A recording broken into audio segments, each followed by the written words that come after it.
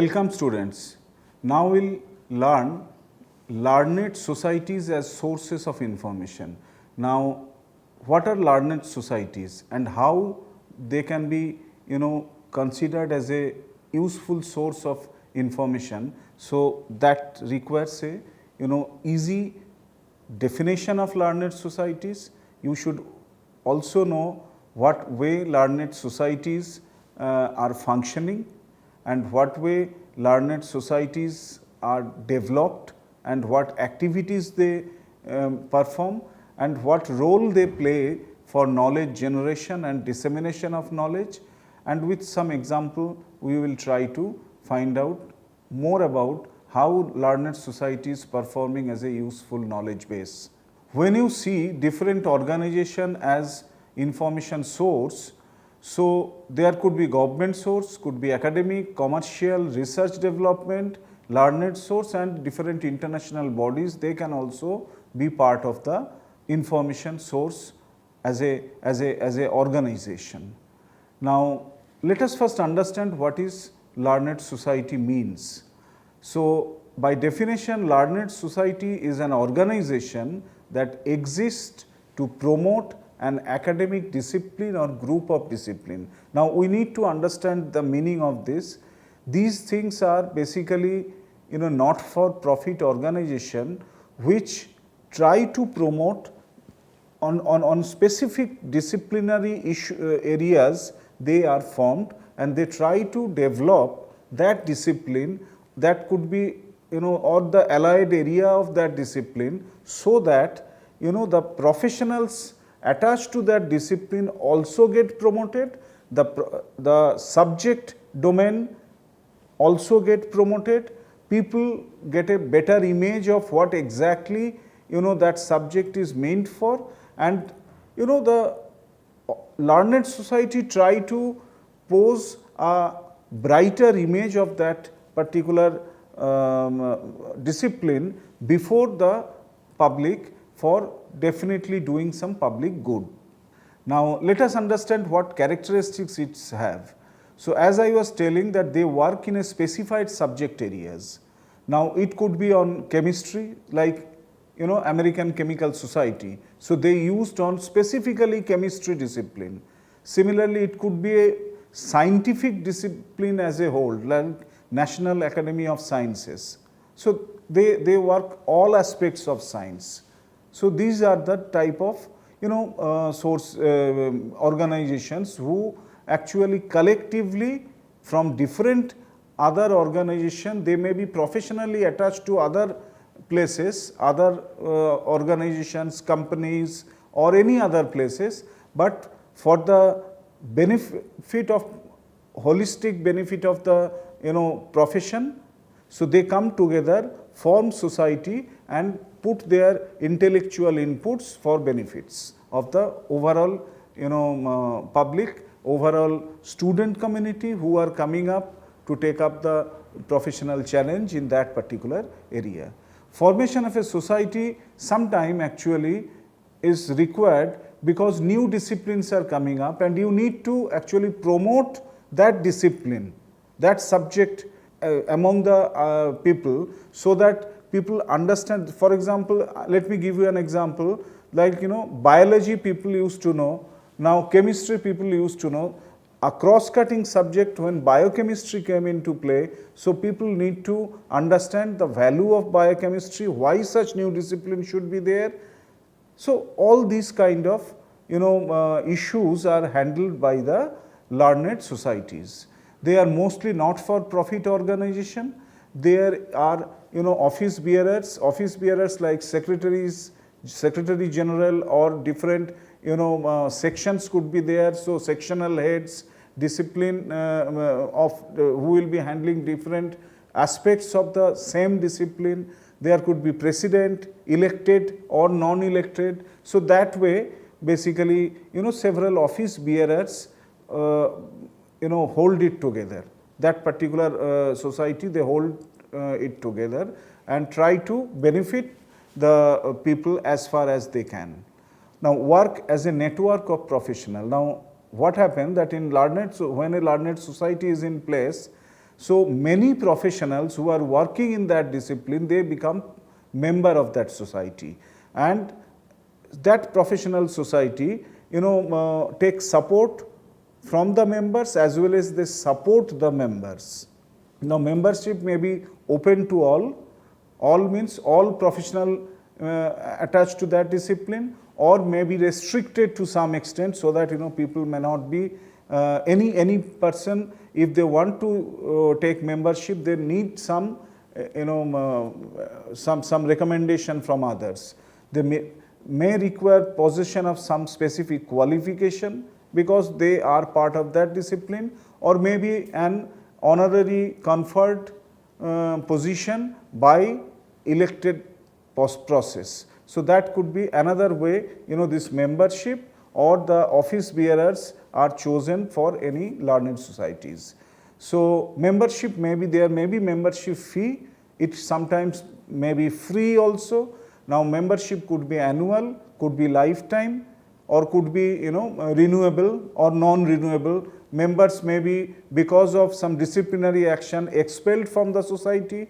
They can regulate the discipline. Like, let me give you an example. In recent days, Indian Medical Association, IMA, so they are a learned society, so they took up medical profession in a positive role during the COVID period. So we all saw that IMA is supporting the nursing staff as well as the doctors to such an extent that how the COVID related issues should be handled by the by them for public interest. So sometime such kind of professional bodies, they act as a regulator for the professionals attached to this discipline.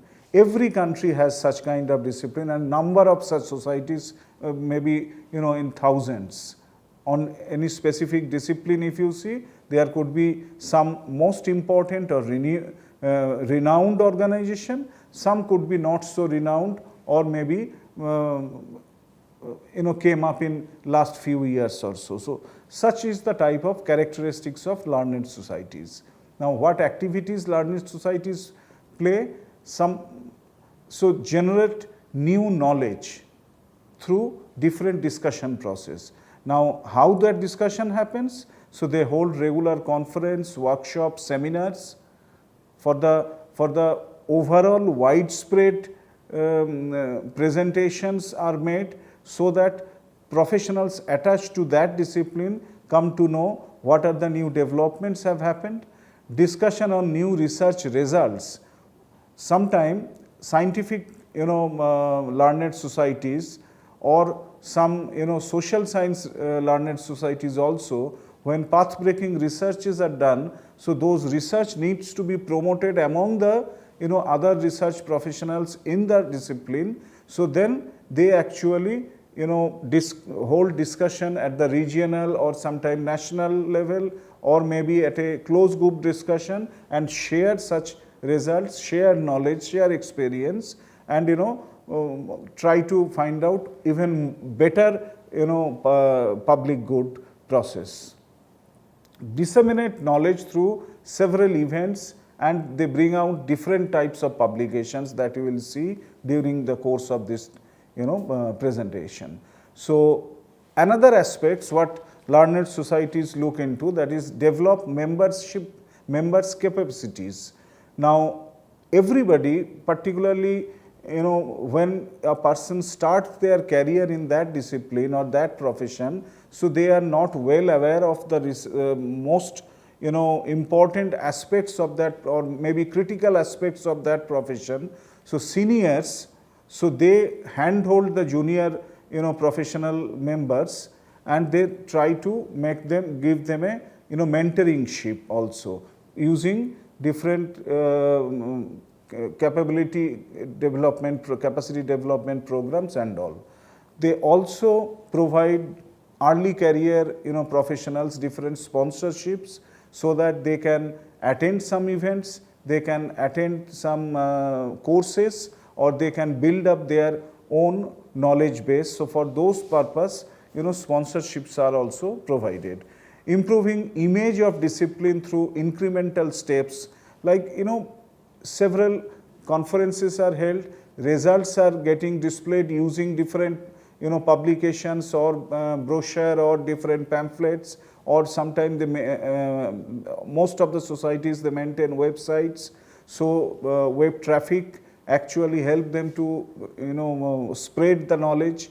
So that way they build the image of the discipline, image of the particular discipline. Publishing or sponsoring academic journals. Many of the learned societies, they bring out academic journals, and some of these journals are having very high impact factor also, so that people can publish there, become innovative, and also make the society proud for those professional members. So publishing and sponsoring academic journals is one of the major activity what learned societies across the globe are performing.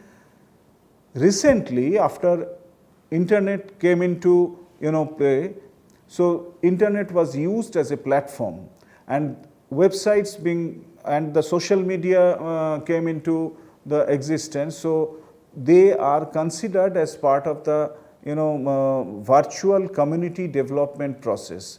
So by these things, it becomes very easier for scientific or other communities also, professional communities, to collaborate each other with research, so that easily researchers can share their experience and gather knowledge from others using these virtual platforms. So maintaining such virtual communities, virtual platform like listservs, etc., and then providing adequate knowledge through that platform is one of the important activity what learned societies are playing.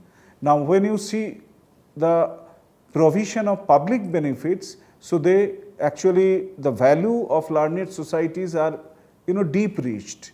So their members are in government, they are in private, as well as in different NGOs or different top notch level also. So they basically influence through their research, through their discourse of different types of issues or discussions. So they influence policy making process and put into some innovative results into practice. So that is one of the important activity they do. International outreach is possible nowadays with support of internet as a tool.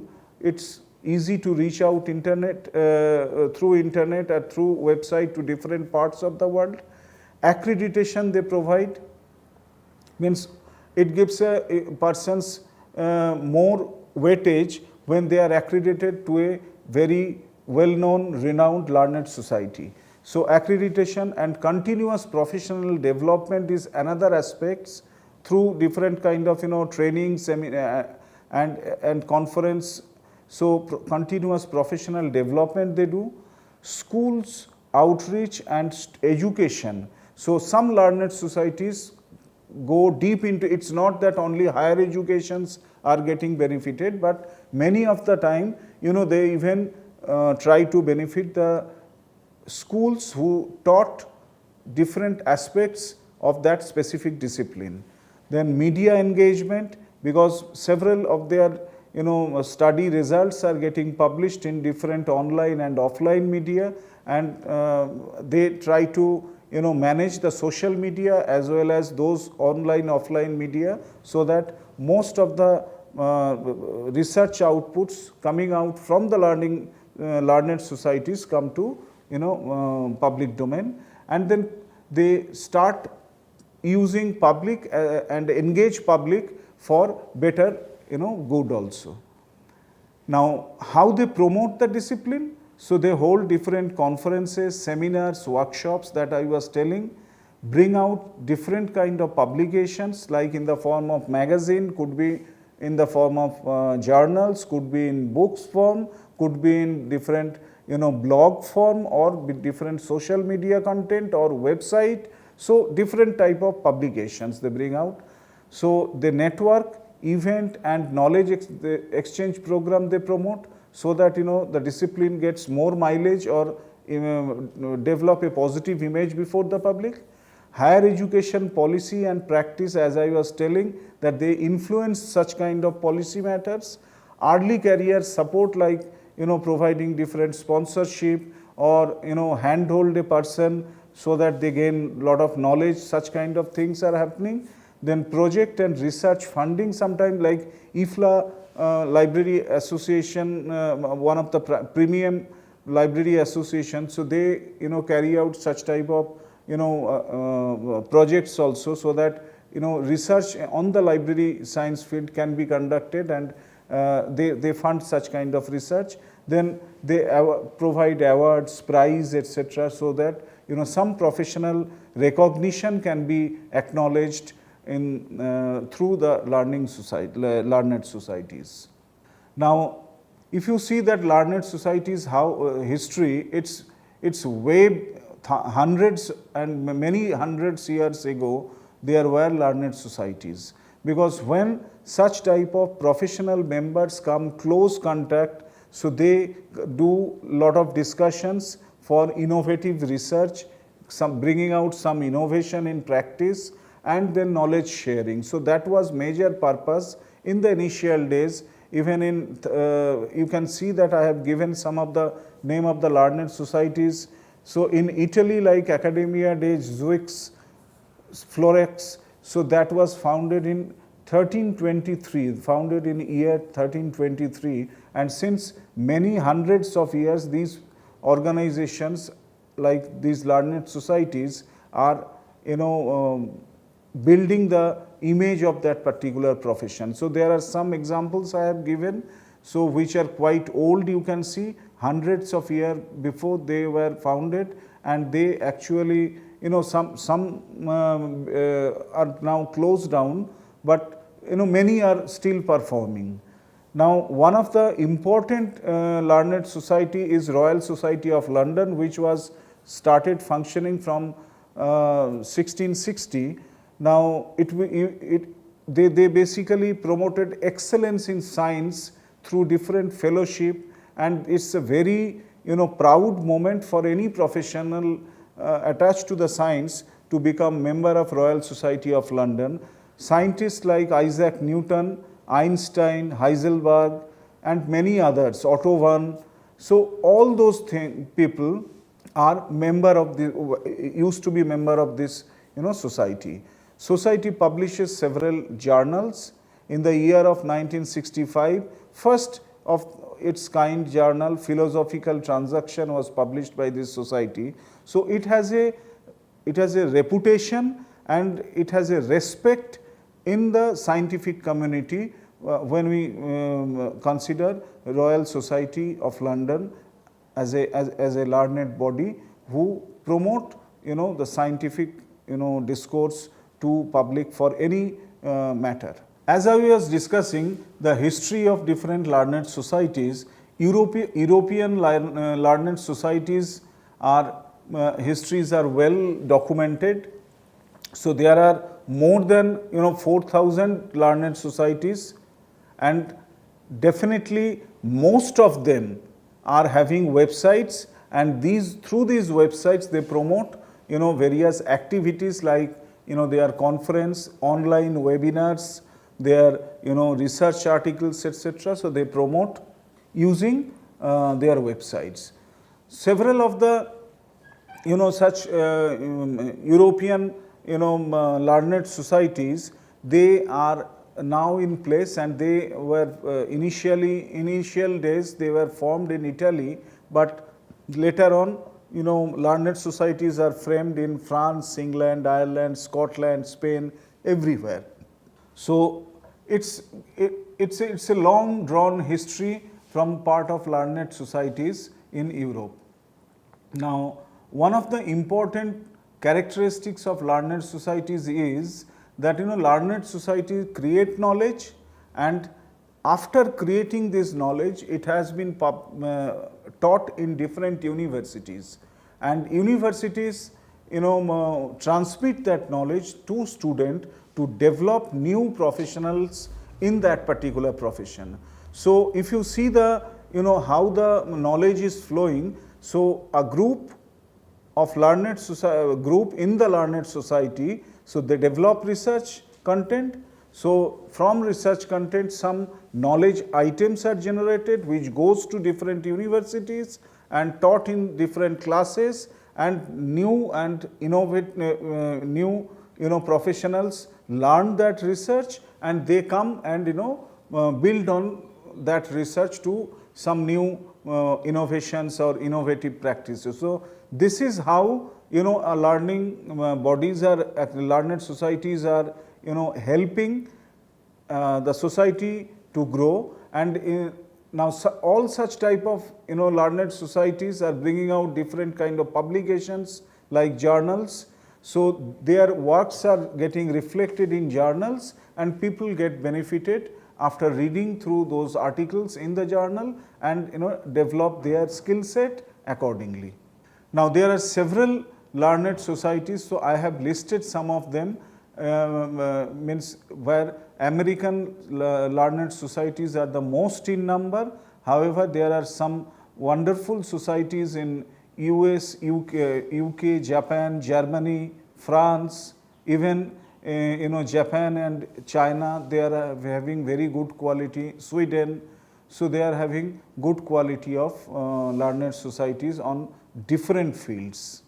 In back home in India, so there are several learned societies, but Indian learned societies are relatively new, but excepting few like Asiatic society, which actually well documented history of Asiatic society, which was established in 1784 to promote the culture and the heritage of Indian Indian means art and culture community. So that way it was very old, we have a very old history, but most of the learned societies were established in India early to mid 20th century. Now learned society creates knowledge culture and shared the knowledge to a system, ecological system or ecosystem, where people get benefited after getting the knowledge transmitted from the learned societies. So the exact type of knowledge, exact type of learning what comes as a output of the knowledge culture sharing or knowledge exchange program performed by the knowledge driven learned societies are well documented everywhere across the globe. Even in India, we found several of the new models, several useful skill set developed by the learned societies. Many professionals have come up to highest of their professional career because they got support from learned societies. So that is why you can say that emerging public knowledge ecologies are the knowledge culture set up by the learned societies. Now, as of today, I was telling that learned society is actually helping a lot. Now, what way they are helping? Learned societies publish scholarly publication in a study. University of Tampere in Finland shows that most of the publications are brought by the learned societies, that is 62% of the publication. Now when you see publications from learned societies, there are several type of journals, books are coming up from ASME, ACS, and several type of British Medical Society and many other organizations. Learned societies conduct several type of events, and they actually like Linguistics Society of American annual conferences they conducted in 2019. So there discussion held on the different linguistic issues. They maintain website, and they publish different type of conference proceedings also as outcome of their conference or rather workshop output. Similarly, website they maintain, like Indian Academy of Sciences, they maintain website there. They proudly promote different discussion meetings and also provide lot of materials which their members can use for their benefit.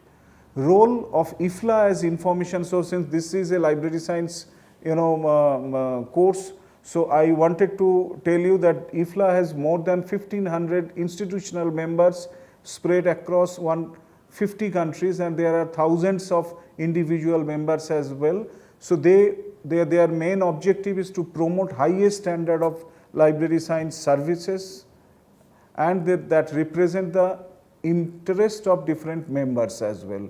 Now, different strategic programs they conduct, activities they conduct under different sections and divisions they have, and they have different special interest group to cater, like research libraries, like knowledge management, like different geographic groups like Asia, Oceania group, etc. They have already in place, and they promote different library science activities happening across the globe, as well as different research being carried out through different kind of publications. Like IFLA journal is a well-known publication. IFLA also published different kind of publication series and professional reports also. So these are example of some such reports.